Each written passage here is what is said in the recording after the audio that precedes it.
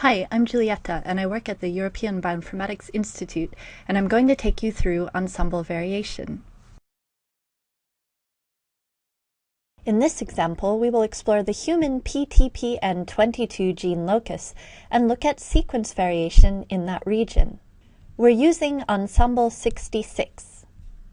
You can follow along with the live site, or you can go to the archive for this specific version. To begin, let's search for human PTPN22 from the main page. Choose human, type in the gene name, and click Go. Let's expand gene, human. I can either jump to the gene page or the location page. I'm just going to go to the gene page for now. PTPN22 is the official HGNC symbol for the tyrosine phosphatase. Now I'm in the Gene tab for this gene. I'm going to close this information box. It says for certain information like cDNA sequence, you have to go to the Transcript tab.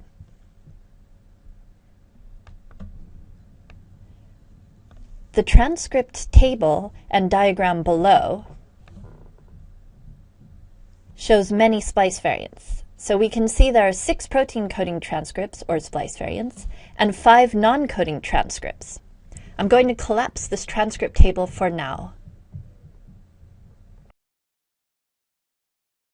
So the first thing we can do is view variations within the genomic sequence itself. So let's click the sequence link at the left.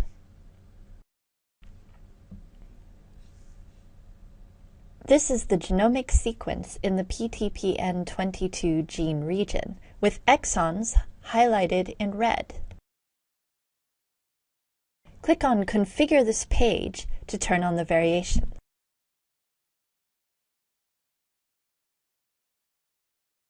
I'm going to choose Show Variations, Yes, and Show Links. I can also turn on line numbering. I'll choose relative to this sequence. Now I can save and close this menu by clicking on the little tick, or I can click anywhere outside this menu. The page will reload, and now we can see the short sequence variations, SNPs, and small insertion deletions as highlights along the sequence. The color key at the top lets you know the variation consequence, such as non-synonymous, splice site, etc. And I can click a highlighted variation or click on any links to go to the Variation tab for more about that specific SNP or insertion deletion. Another way to view short sequence variants is to click on the Variation table. Here we see a summary of all variations in this gene. In release 66, PTPN22 has 223 non-synonymous coding variants associated with it. Click on Show for a little table of these variants. Here we see a list of IDs. Most are from dbSNP and begin with RS. Variants may be listed more than once if they fall in several transcripts or splice variants and have the consequence type non-synonymous. Note you can hide columns. If you don't use HGVS notation, for example, you may want to hide it.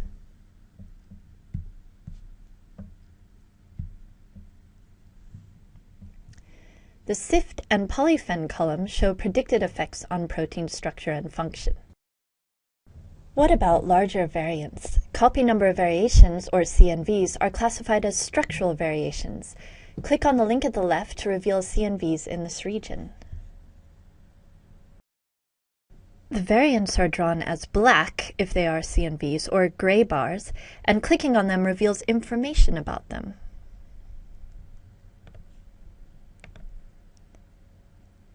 This one is from DGVA. You can see the study number and the paper it goes back to. The table below lists the variant IDs, regions they cover, and their sources. Click on Help to learn more about the drawing styles. The Help button, as it is for every page, is here, and it leads to page-specific help. You can go to also frequently asked questions, video tutorials like this one, and the glossary, and you can just drop us a line if you have any questions at the help desk. Okay, but what if you want to view the variations in the transcript sequence? I can go back to our transcript table and expand it. Now I'm going to choose one. I'm going to click on this first ENST for Ensemble Transcript Identifier to go to PTPN 22001. This has taken me to the Transcript tab, focused on one splice variant. I'll just collapse the table again, and I'm going to close this information box. So first, as we did with the Gene tab, let's look at the sequence. So I can click on the exons link at the left to do this. This view shows me exons and introns, coloring UTR, or untranslated region, in purple, and the coding sequence in black. The introns are blue and in small letters, and the flanking sequence is in green and small letters. To turn on variants, I will use Configure this page. So now I can choose Show Variations, yes, and why don't I expand the intron to show full intronic sequence? Variants are highlighted according to consequence type. See this color key. These are the same colors we saw in Gene Sequence View. The SNPs and short insertion deletion consequences are colored the same way throughout Ensembl. To export this sequence with the highlighted variations, try the Download View as Rich Text Format, or RTF, link over here. You can open that in Word. What if we only are interested in the exons and the protein sequence? For that, we can click on the cDNA link.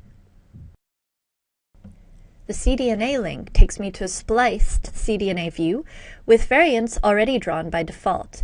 Again, the colors correspond to consequence types, as in this key. UTR is highlighted in yellow, and note there's no protein sequence under it. Once we get to the coding sequence, the protein sequence is translated just underneath. Codons are shown in alternating no highlight and yellow highlight. This variant causes a change in the amino acid sequence. The amino acid is colored in red, and if I hover over it with the mouse, I can see the two possible amino acids at this position are N, asparagine, and S, serine. You could click on this variant to open the Variation tab. I'm not going to do that quite yet. First, I'd like to explore variation with a region. For this, I'm going to click on the Location tab. You could get to the same place by clicking on the Location link here. Now we're in a region of the genome, in the Region and Detail page. At the top, we've got a chromosome summary, and our location is shown by this red box. Haplotypes are available in this region, and those are shown in red. Here's the gene list with the PTPN 22 gene in the center. And down here we have a more detailed view. I could change the region by using this box. I could also search for another gene over here. This detailed view is highly customizable, and I'm going to choose some of the variation tracks to view. If I click on Configure this page, I can see the active tracks. Those are the ones that are already turned on. If I wanted to turn some of these off, I could do it now. For example, human, RefSeq, ENA, cDNA alignments. Maybe I don't want to see those. Turn those to off.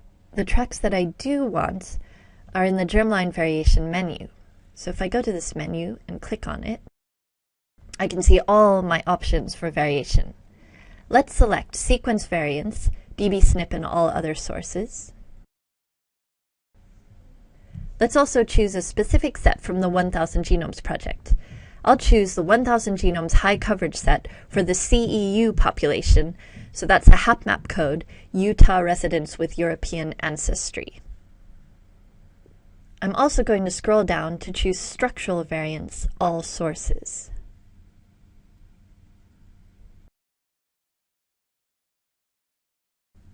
I'm going to select the decipher track and change that to normal.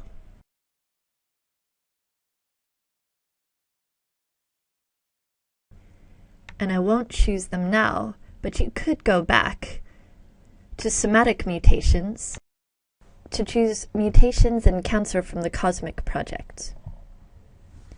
Okay, so now that I've made my choices, I'm going to save and close the menu.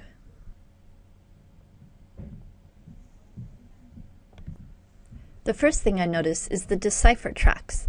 These are covering the whole gene region for the PTPN22 gene. To make comparing easier, you can actually move these tracks around. For example, I can move the decipher track right up next to the genes. I can also click on the decipher track for more information, or to jump to the decipher page. Scrolling down, I see the PTPN22 transcripts.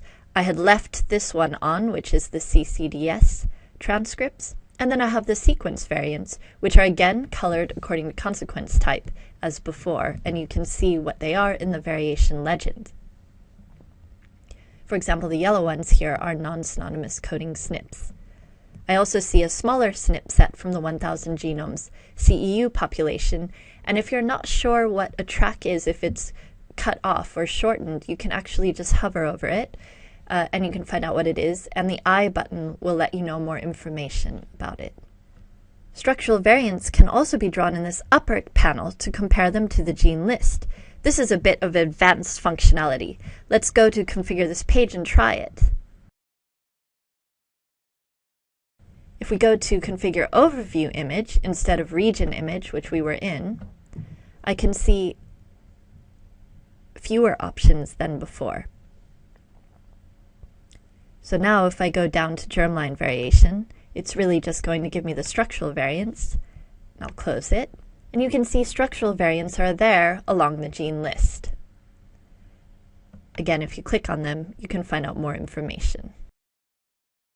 We have two tools that allow variations to be exported and analyzed, and of course biomarts. The VEP, Variant Effect Predictor, allows you to enter in alleles and genomic coordinates and export a table of known sequence variants at those coordinates along with effects on transcripts and proteins.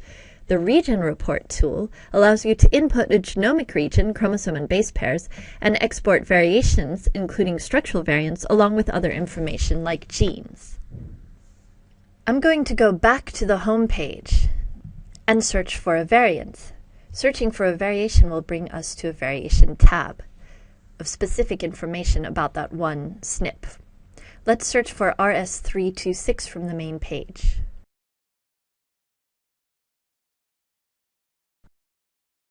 I'll expand variation and human and click directly on the SNP.